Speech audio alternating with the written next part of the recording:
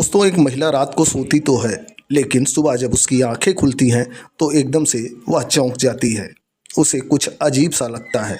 वह अपने बदन पर हाथ फिराती है तो उसे अपने बदन पर एक भी कपड़ा नहीं दिखाई देता। वह पूरी तरह से निर्वस्त्र होकर बिस्तर पर पड़ी होती है।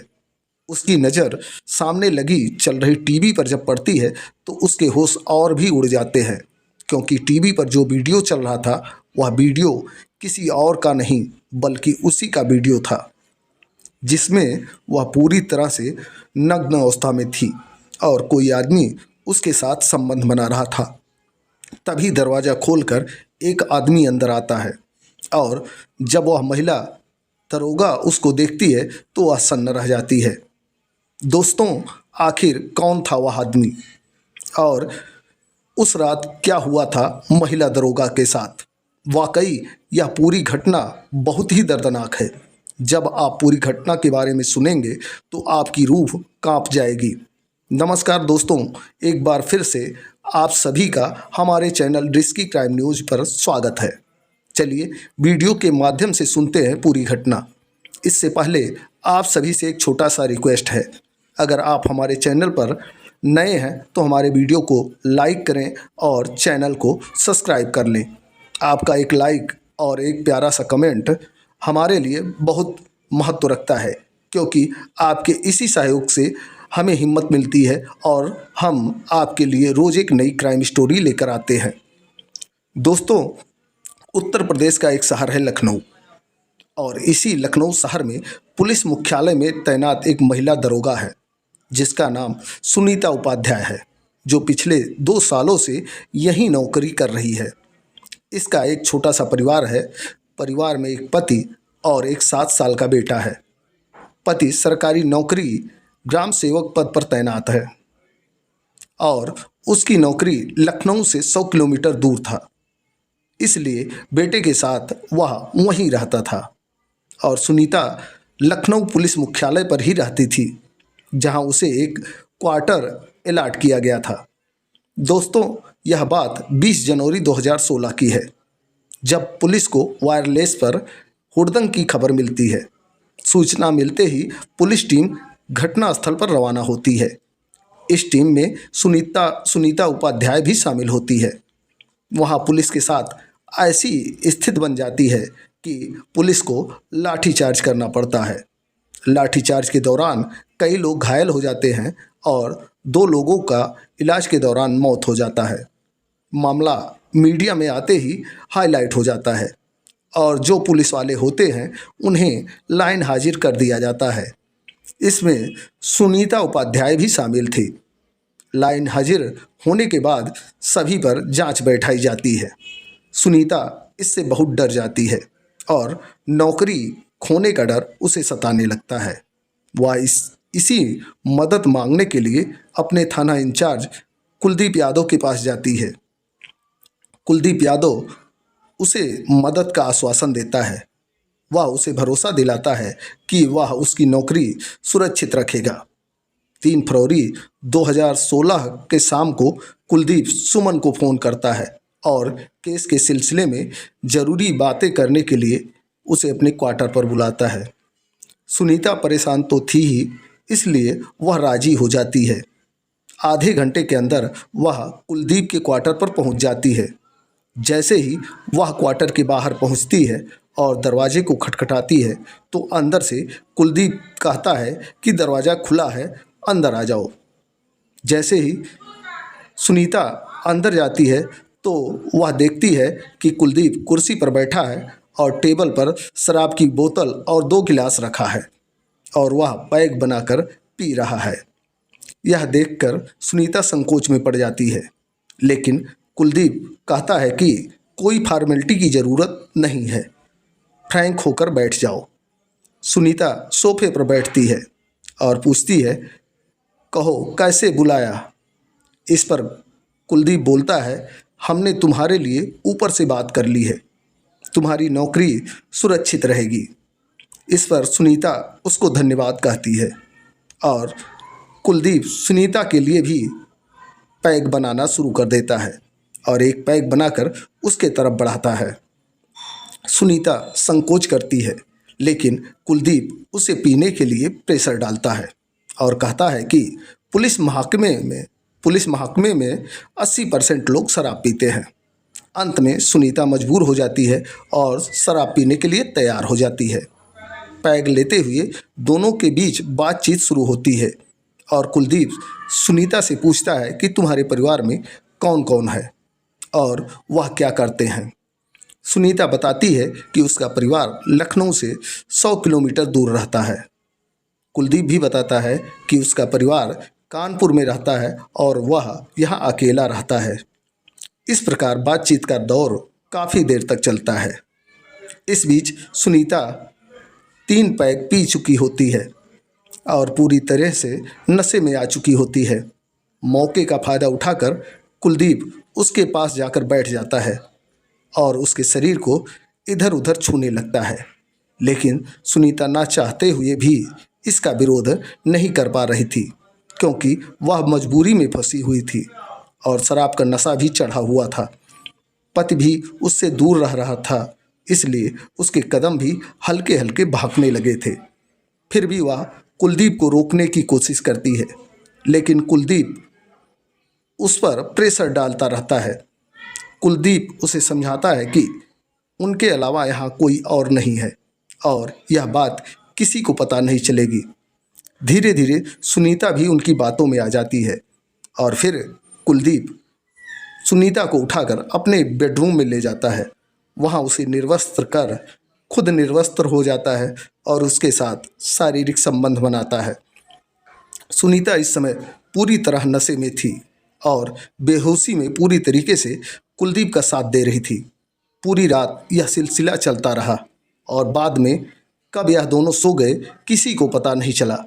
सुबह जब सुनीता की आँख खुलती है तो वह खुद को निर्वस्त्र अवस्था में पाती है और कुछ देर के लिए उसके कुछ समझ में नहीं आता है। बाद में धीरे धीरे उसे सब याद आने लगता है।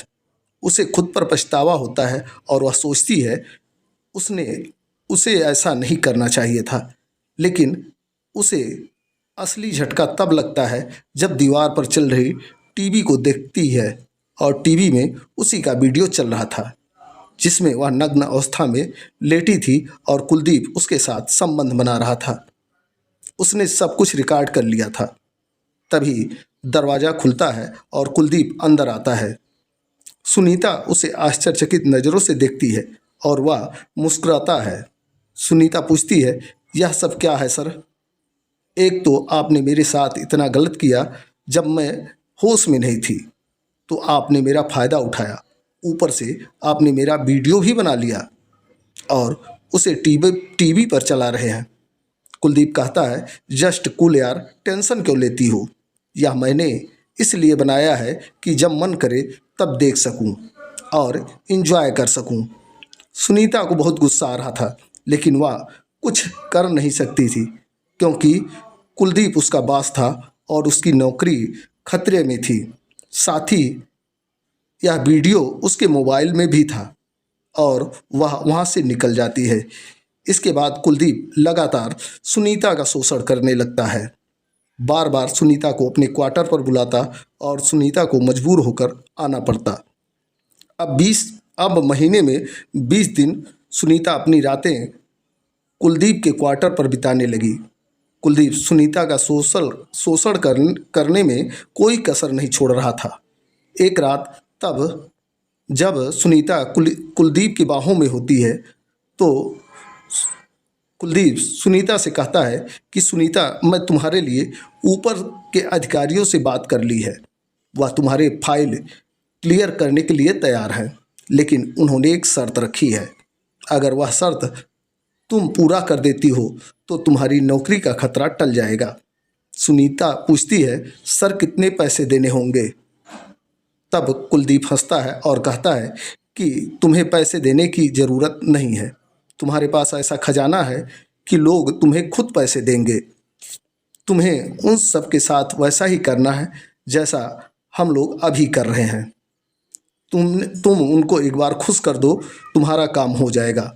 सुनीता चिढ़ जाती है और गुस्से में कहती है, मैं ऐसा नहीं कर सकती। कुलदीप गुस्से में कहता है, तू ज़्यादा नाटक मत कर। तेरे जैसों को सीधा करने का तरीका मुझे अच्छे से मालूम है। चुपचाप कल रात 8 बजे साहब के बंगले पर पहुंच जाना, और अगर नहीं आई तो परसों तेरा सस्पेंशन लेटर तेरे टेबल पर पहुंच जाएगा। मजबूरी में सुनीता को अगली रात उस अधिकारी के बिस्तर में बिताना पड़ता है। अब यह सिलसिला शुरू हो जाता है। सुनीता को कभी इस अधिकारी तो कभी उस अधिकारी के साथ रात बिताना पड़ता था। कुलदीप ने सुनीता को 4 से 5 वरिष्ठ अधिकारियों के साथ बिस्तर में सोने के लिए मजबूर किया था। इसके बाद भी सुनीता का सस्पेंशन लेटर उसके टेबल पर था। सुनीता को इस बात का गहरा धक्का लगा था। सुनीता गुस्से में कुलदीप के केबिन में पहुंचती है और अपना सस्पेंशन लेटर उसके टेबल पर पटक कर चिल्लाने लगती है।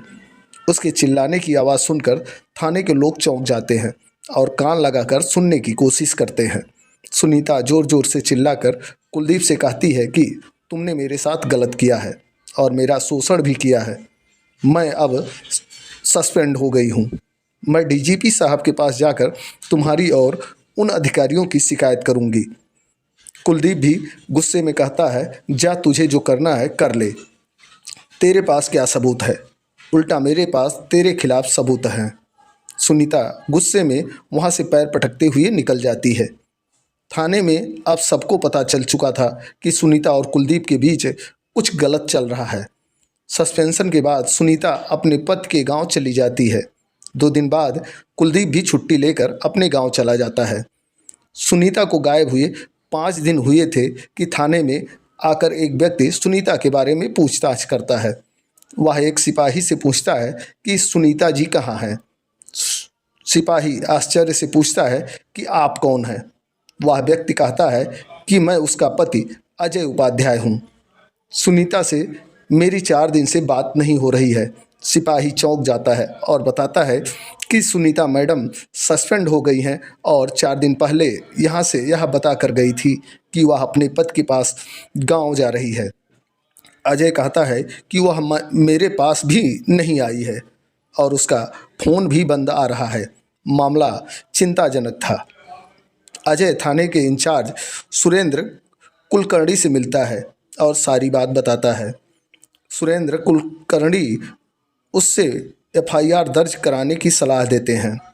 पुलिस सुनीता के फ़ोन को सर्विलांस पर लगाती है और आखिरी लोकेशन कानपुर देहात का मिलता है। वहां पहुंचकर पुलिस को कुछ नहीं मिलता है। 2 दिन बाद एक तालाब से एक महिला की लाश मिलती है। अजय उस लाश की पहचान अपनी पत्नी के रूप में करता है। अब सवाल यह था कि सुनीता वहां कैसे पहुंची थी। पुलिस जांच में सुनीता का कॉल डिटेल निकाला जाता है। उसके फ़ोन की आखिरी कॉल एक पीसीओ से आया था जो कानपुर देहात में था। पुलिस पीसीओ तक पहुंचती है लेकिन उसे वहां से भी कोई सुराग नहीं मिलता। अजय परेशान था। उसकी पत्नी वहां कैसे पहुंची और आत्महत्या क्यों की। पुलिस इस केस को एक आत्महत्या के एंगल से देख रही थी। अजय बार बार थाने आता था। तभी एक महिला सिपाही उससे कहती है कि उसे कुछ ज़रूरी बात करना है और उसे लेकर बाहर चली जाती है और कहती है कि उसे शक है कि सुनीता की हत्या हुई है। यह सुनकर अजय चौंक जाता है और कहता है कि आप यह क्या कह रही हैं। तब वह महिला सिपाही पूरा वाकया अजय को बताती है जो उस दिन पुलिस स्टेशन में घटित हुआ था। जब सुनीता कुलदीप यादव के चैम्बर में गई थी वहाँ दोनों के बीच बहस और लड़ाई हुआ था। अजय के दिमाग की भी घंटी बजने लगती है और वह सोचता है कि ज़रूर सुनीता के साथ कुछ गलत हुआ है और इसमें कुलदीप यादव का हाथ है। अजय थाने में कुलदीप यादव के विरुद्ध एफआईआर दर्ज कराना चाहता है कि उसकी पत्नी की हत्या हुई है और हत्या के पीछे कुलदीप का हाथ है। कुलदीप यादव एक थानेदार था और उसका प्रभाव और पकड़ ऊपर तक थी, इसलिए पुलिस एफआईआर लिखने में आनाकानी कर रही थी। जब थाने में कोई मदद नहीं मिली तो अजय, जो खुद भी एक सरकारी कर्मचारी था और कानूनी दांव-पेच जानता था, वह मीडिया में जाता है और मीडिया में मामला जाते ही वरिष्ठ अधिकारियों का ध्यान इस पर जाता है और तुरंत एफआईआर दर्ज करने का आदेश दिया जाता है। पुलिस जांच में सुनीता के कॉल डिटेल निकालती है और सुनीता के फ़ोन पर आखिरी कॉल एक पीसीओ से आया था।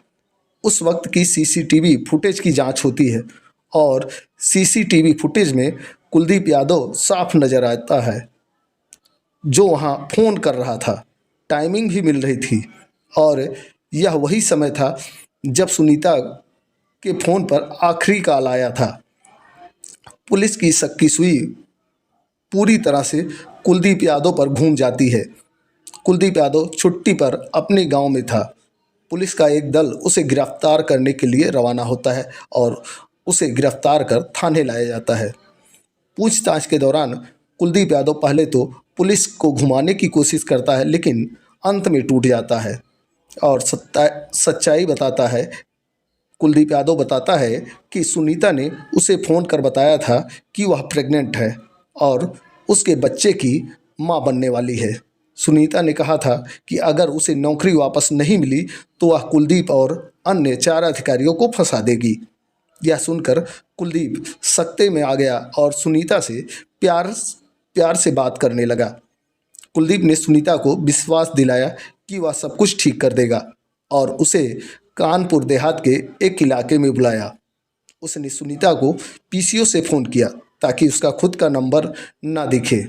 वहां पहुंचकर कुलदीप ने सुनीता को कार में बिठाया और तालाब किनारे ले गया, जहां बहस के दौरान कुलदीप ने सुनीता का गला दबाकर हत्या कर दिया और लाश को तालाब में फेंक दिया। कुलदीप यादव के खिलाफ मुकदमा दर्ज कर उसे न्यायालय के सामने पेश किया जाता है। कुलदीप यादव को जेल भेज दिया जाता है, लेकिन मामला अभी भी कोर्ट में लंबित है और सुनीता को अभी तक न्याय नहीं मिल पाया है। हम न्यायालय से यही गुजारिश करेंगे कि सुनीता को जल्द से जल्द न्याय मिले और ऐसा न्याय मिले कि ऐसे दरिंदे ऐसा गुनाह करने से पहले 100 बार सोचें। दोस्तों, यह थी आज की कहानी। अगर सुनीता पहले दिन ही कुलदीप यादव के खिलाफ ठोस कदम उठाया होता जब वह पहली बार उसके साथ दरिंदगी की थी, तो शायद आज उसे अपनी जान न गंवानी पड़ती और वह अपने परिवार के साथ होती। इस बारे में आपका क्या मानना है, कमेंट बॉक्स में ज़रूर बताएं। अगर आपको यह वीडियो पसंद आया हो तो एक लाइक और सब्सक्राइब करना ना भूलें। फिर अगले दिन मिलते हैं एक नई वीडियो के साथ।